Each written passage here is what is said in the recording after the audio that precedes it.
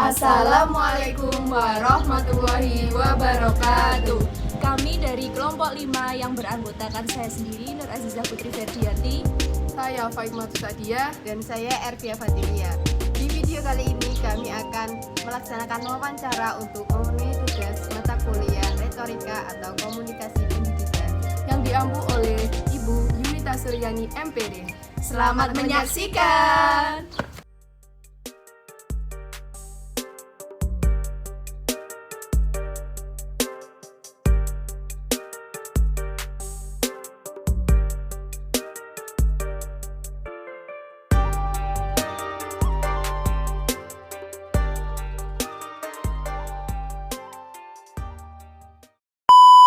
Assalamualaikum warahmatullahi wabarakatuh. Saya Putri dan ini rekan saya Ima. Kami dari Fakultas PGSD Universitas PGRI Rombolawe akan melakukan wawancara dengan Ibu Sriani selaku guru kelas 3 di SDN Sumur Jala 2 Pelumpang dengan topik implementasi gaya belajar dan cara penyesuaian belajar siswa kelas rendah di sekolah dasar.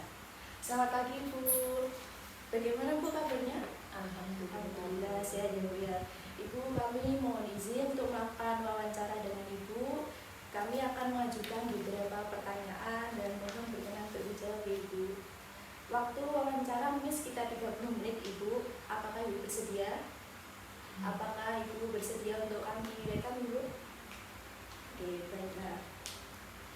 Kalau gitu kita langsung mulai saja Ibu. Sebelumnya saya ingin bertanya kepada Ibu dulu. Boleh Ibu ceritakan menurut Ibu ini versi gaya belajar itu gimana Ibu? Gaya belajar adalah kemampuan seseorang dalam menerima, memahami, dan mengolah informasi pembelajaran yang akan dipelajari. Nah, untuk faktor yang mempengaruhi gaya belajar dari siswa sendiri itu apa saja kira-kira? Faktornya banyak ya, karena siswa kita kan heterogen, dari keluarga yang berbeda-beda, dengan kemampuan yang berbeda-beda, tentu mereka akan berbeda juga dalam menerima pembelajaran. Mungkin anak-anak ada yang cepat tanggap, ada yang lamban belajar. Nah, mungkin ini karena beberapa faktor ya. Yang pertama bisa faktor keturunan, bisa juga faktor dari makanan, gizi makanan. Terus yang selanjutnya itu karena mereka itu rajin mengulas pembelajaran yang sudah mereka pelajari, tentu ini akan juga memudahkan mereka. Terus guru dalam memberikan strategi belajar ini tepat sesuai dengan gaya belajar yang dimiliki oleh anak. Kalau istilahnya guru ini memberi pembelajaran yang sekiranya sulit untuk diterima anak, nah maka itu akan juga menjadi suatu masalah ketika anak, karena pada dasarnya semua anak itu pintar, tidak ada anak yang bodoh, karena tinggal bagaimana kita membelajarkan mereka sesuai dengan kemampuan mereka masing-masing. Nah, kalau di kelas Ibu sendiri itu biasanya siswanya itu dominan menggunakan gaya belajar apa ya Bu? Dan untuk materi yang Ibu berikan itu biasanya menyesuaikan gaya belajar dari siswa yang dominan, atau Ibu sukanya itu menerapkan gaya belajar yang lain supaya siswanya itu tidak terfokus pada gaya belajar mereka sendiri Bu? Nah, kalau sekarang di kurikulum Merdeka ini ada pembelajaran namanya pembelajaran diferensiasi. Di sana anak-anak dibelajarkan sesuai dengan kemampuannya. Mereka gaya belajar kan ada 3. Yang pertama adalah visual, yang kedua auditory, yang ketiga kinestetik. Bagi mereka yang visual, kita harus menampilkan banyak yang ditonton, dilihat, misalnya menonton YouTube, mengamati gambar. Nah, itu bagi mereka yang visual. Tapi kalau bagi mereka yang auditori, ketika mereka melihat, mereka masih belum bisa mencerna karena mereka harus mendengarkan dulu. Kan pernah ya ada, saya bisa belajar ketika saya sambil mendengarkan musik, kan ada yang seperti itu juga.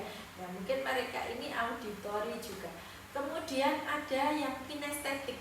Mereka ini suka bergerak, jadi tidak suka mendengarkan, tidak suka menonton karena mereka harus dirangsang untuk aktif. Nah, senang yang bergerak-gerak. Nah, maka dari itu sebagai guru kita harus bisa memberikan pembelajaran yang berbeda-beda. Bukan satu kelas itu kita harus membuat beberapa RPP, tidak. RPP-nya satu. Tetapi dari RPP itu tujuan pembelajarannya harus jelas. Nah, itu yang perlu kita tegaskan, karena kalau tujuan pembelajarannya jelas, maka anak-anak akan mudah menerima. Oh iya, yang dimaksud guru saya seperti ini. Nah, dalam memberikan instruksi kepada anak-anak, kita juga harus jelas. Jelas, instruksinya jelas. Misalnya anak yang auditori, kita berikan mendengarkan cerita, bisa. Atau mendengarkan diterangkan guru juga bisa. Tetapi ketika anak itu visual, mereka akan suka mengamati, melihat gambar. Nah, itu kita harus memberikan pembelajaran yang sama, tujuan pembelajaran yang sama. Tetapi kita harus membuat 3 konten yang berbeda. Kontennya berbeda, kemudian penilaiannya juga berbeda, isi pembelajarannya, kontennya berbeda, prosesnya beda, penilaiannya beda. Nah, karena menyesuaikan dengan anak tadi. Makanya pembelajaran diferensiasi saat ini disebut pembelajaran yang manusiawi. Nah, iya, memanusiakan manusia, karena semua anak mempunyai kemampuan yang berbeda-beda. Nah, dari kemampuan yang berbeda itu guru harus menangkap. Lewat apa? Lewat asesmen. Namanya asesmen diagnostik. Asesmen ini dilakukan sebelum guru memberikan pembelajaran. Bisa lewat angket, bisa juga bertanya pada orang tua, bisa juga dari guru kelas sebelumnya, bisa juga dilihat dari portofolio anak. Nah, setelah itu kita akan tahu kemampuan anak kita itu seperti apa. Seperti itu. Baik, kalau untuk kesulitannya sendiri Bu, yang Ibu hadapi untuk mempersiapkan metode belajarnya itu kan mengingat metode belajar karakteristik siswa itu kan berbeda-beda, gaya belajarnya juga berbeda-beda. Untuk kesulitannya yang Ibu hadapi biasanya untuk memisahkan metodenya sebelum mengajar itu apa? Nah, gini, seperti tadi saya katakan, guru kan punya dasar asesmen diagnostik. Saya yakin kalau guru punya dasar, pasti beliau ini sudah merancang apa yang akan saya pelajarkan. Nah, itu yang harus kita garis bawahi. Jadi sebelum kita, kan dokter juga begitu, tidak boleh malpraktek. Apalagi ini siswa, nanti akan jadi pemimpin-pemimpin kita. Kita tidak boleh malpraktek kepada mereka. Jadi sebelum mengajar kita persiapkan. Oh iya, besok saya di kelas akan melakukan ini. Jadi kita paham, bukan kita dari rumah dengan bejibun kesibukan kita sampai di sekolah anak-anak suruh buka buku paket, kerjakan, kemudian gurunya mengerjakan juga hal-hal lain. Nah, ya kalau seperti itu memang akan sulit. Tetapi kalau kita sebelum mengajar kita persiapkan dengan baik apa besok yang akan kita ajarkan, kita sudah siap menghadapi anak-anak. Tentu dengan kebaharuan konten, maksudnya setiap hari kita tampilkan hal-hal yang berbeda. Mungkin hari ini dengan diskusi presentasi, mungkin besok dengan praktikum, besoknya lagi dengan memahami bacaan, dengan observasi, dengan wawancara. Mereka dengan praktek lapangan, mereka akan menemukan sesungguhnya roh belajar itu seperti apa. Nah, tadi Ibu kan sudah menjelaskan banyak sekali ya pernyataan tadi. Kalau untuk Ibu sendiri itu seberapa penting sih seorang guru itu harus memahami gaya belajar dari siswa? Karena biasanya kan guru itu sekarang kebanyakan banyak yang belum memahami gitu gaya belajar siswanya. Pokoknya saya ngajar terus ya sudah selesai gitu ya. kurang makanya ya sangat penting sekali. Ya tadi sebelum mengajar kita melakukan asesmen diagnostik. Supaya apa? Supaya tidak terjadi malpraktek dalam pembelajaran. Karena sekali kita salah konsep, apalagi di pendidikan dasar, di SD, ini akan anak-anak masih di usia emas. Nah, ini akan melekat. Jika kita satu kali mengajarkan konsep yang salah, maka ini akan terbawa sampai nanti akan memorinya sulit dihilangkan. Nah, untuk mencegah hal seperti itu, guru harus paham. Guru harus paham apa, bagaimana harus dilakukan untuk kepentingan siswa-siswa. Sebenarnya gini Bu, dari pengalaman itu kan ada seperti ini. Saya tuh males kalau pelajaran matematika. Kenapa? Soalnya guru SD-nya dulu nggak pernah ngajarinnya, nggak seru gitu Bu. Kayak membosankan. Jadi dia sampai SMP, sampai SMA itu teringat, masih tertanam di pikirannya bahwa misal matematika itu sulit. Itu hal yang sangat mengerikan seperti itu Bu. Itu bagaimana ya cara maksudnya agar tidak terjadi seperti itu terus menerus gitu. Nah, makanya itu kan perlu variatif, pembelajaran yang variatif. Mungkin mungkin kita ajarkan konsep penjumlahan 3 ditambah 3 dari dulu ya seperti itu. Nah, bagaimana kalau kita ajarkan melalui simulasi? Nah, anak-anak bersimulasi bentuk kelompok 2 orang. Nah, perkalian bisa 2. Nah, sekarang kalau ini berapa kelompok? Nah, ini pembagian perkalian. Nah, bisa lewat simulasi, anak-anak diajarkan untuk bersimulasi. Nah, biasanya kan terutama anak-anak yang kinestetik, nah ini akan cepat paham. Pasti setelah aktif itu seperti itu. Jadi itu sangat penting menjadi dasar kita bagaimana kita variatif dalam melakukan pembelajaran. Jadi sangat penting Bu ya, untuk seorang pendidik ya yang menjadi pendidik yang kreatif, maksudnya bukan hanya sekedar mengajar, pulang dan lupakan, bukan seperti itu. Jadi kreatifnya itu apa, selain gaya mengajar, apa saja yang diperlukan sebagai seorang pendidik Bu? Selain gaya gini ya, kalau guru itu sebetulnya harus multi talent. Ya, betul sekali. Apalagi guru SD harus bisa matematika, bahasa Indonesia, IPA, bahasa Jawa, bisa keterampilan, bisa menari, bisa menyanyi, bisa berpidato, apapun dia harus bisa. Ketika Anda duduk sebagai guru, Anda harus paham resikonya. Nah, seperti itu, karena tugas seorang guru itu sebetulnya berat. Berat, tidak ada yang ringan. Berat, kelihatannya ringan. Iya, kalau enjoy saja, tidak ada beban. Tetapi bagi guru-guru yang memang kalau memang mau jadi guru, ya ini adik-adik yang mau guru betul, itu guru itu harus dari hati. Hati saya seperti apa sih? Nah, betulkah saya memilih profesi ini? Niatnya diluruskan dulu.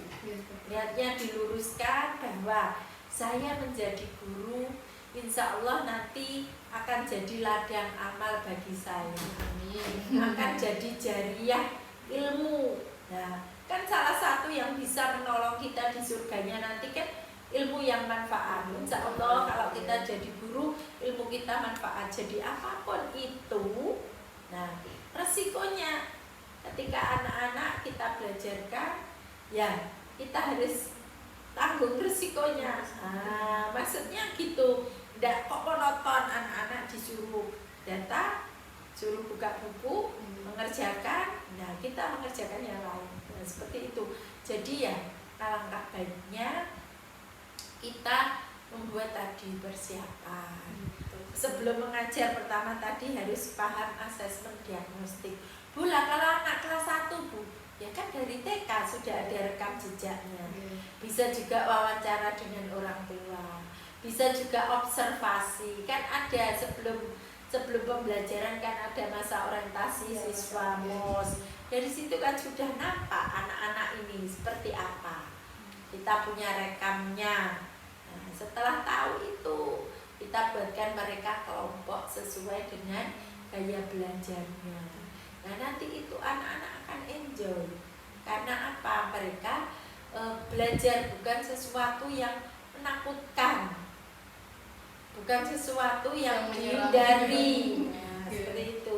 Jadi kenapa matematika? Ya kita buat lagu tentang matematika, kita buat simulasi, kita buat walaupun dari bahan sederhana, dari karton, dari apa, itu kita buat media pembelajaran sehingga mereka tidak bosan ketika mereka berada di kelas. Ini saya menambahkan tadi dari, nah ini biasanya kan di anak kelas 1 itu kan masa peralihan antara TK ke SD. Nah itu menurut saya itu menjadi masalah tersendiri, bukan seperti belum bisa move on, ngaten Bu. Maksudnya kayak masih main-main sendiri, belum memahami. Sudah sekarang ini sudah di tingkatan sekolah dasar seperti itu. Bagaimana cara memberi pengertian perlahan untuk anak di masa peralihan tersebut Bu? Iya, memang kalau dari TK itu biasanya kan di TK banyak yang banyak mainnya. Ketika di SD mereka harus menyesuaikan dengan kurikulum, mereka harus dibelajarkan sesuai itu. Tapi kita sebagai guru juga harus paham kondisi siswa, paham kondisi siswa, di mana mereka harus kita belajarkan betul, di mana mereka kita beri ruang untuk dapat sedikit bermain. Nah, kan tidak harus belajar itu harus nulis, dengarkan guru, mengerjakan tugas, soal, kan tidak seperti itu. Kita ajak mereka bermain, menggambar, menempel, seperti kebiasaan mereka di TK. Tapi kalau di TK mungkin hanya menempel ya. Kalau ketika di SD, tempelan-tempelan itu kita berikan soal, misalnya seperti itu. Nah, mencari menjodohkan. Nah, misalnya ada karton warna kuning, nah, jodohkan dengan karton warna yang lain. Nah, dari jawaban terus soal. Nah, kita buat seperti itu. Pokoknya kita buat mereka itu menyenangkan ketika mereka belajar. Berarti tidak hanya melatih kognitifnya juga, tapi juga melatih motoriknya juga. Iya, motorik, afektif, psikomotor itu penting. Jadi anak-anak itu harus tidak hanya terkungkung dalam kelas, bisa kita ajak keluar. Mereka misalnya ketika mereka belajar matematika, penjumlahan, nah mungkin kalau menjumlahkan serem ya. Nah, bagaimana kalau kita ajak soal saja, kita ajak keluar. Nah, learning itu ya, seperti outdoor learning itu juga. Coba cari benda yang ada di sekitarmu. Nah, menemukan apa? Jumlahnya ada berapa? Benda yang sama yang sudah ditemukan, dikelompok-kelompokkan. Nah, pasti mereka kan senang. Seperti saya kemarin pembelajaran penggunaan BBM. Penggunaan BBM. Iya, penggunaan BBM dalam kendaraan bermotor. Jadi antara kecepatan, antara itu ya, terus apa tuh? Nah, itu kendaraan kita ajak keluar, misalnya anak menghitung mobil, ada yang menghitung mobil yang lewat, yang menghitung motor yang lewat, ada yang menghitung becak yang lewat. Nah, kita ajak ke depan itu sudah senangnya bukan main. Kita ajak hitung cepet-cepetan. Ya, maksudnya setelah itu yang dikerjakan terus kita ajak hitung, ayo hitung berapa. Seperti itu kan kita sebetulnya membelajarkan mereka, tapi mereka asik menikmati, bisa menikmati, jadi tidak merasa terbebani seperti itu ya Bu. kurang tambah. sudah pulang kok. Pengen tambah jam lagi. Oke. Nah, untuk pola asuh orang tua sendiri itu juga berpengaruh sangat signifikan ya Bu ya, terhadap penyesuaian diri anak ketika berada di sekolah itu. Sangat berpengaruh bagi anak-anak yang berorang tua lengkap dan perhatian. Tentu mereka ini akan belajar dengan baik, insya Allah. Tetapi kalau ada anak-anak yang memang di rumahnya walaupun orang tuanya lengkap, tapi dua-duanya bekerja. Nah, anak-anak ini kadang dia mencari panggung ketika berada di sekolah. Nah, dia banyak membuat onar. Nah, seperti itu guru jangan menjudgment. Kemudian kamu nakal, tidak. Kita lihat dulu basicnya. Oh iya, guru juga harus paham itu basicnya, orang tuanya seperti apa.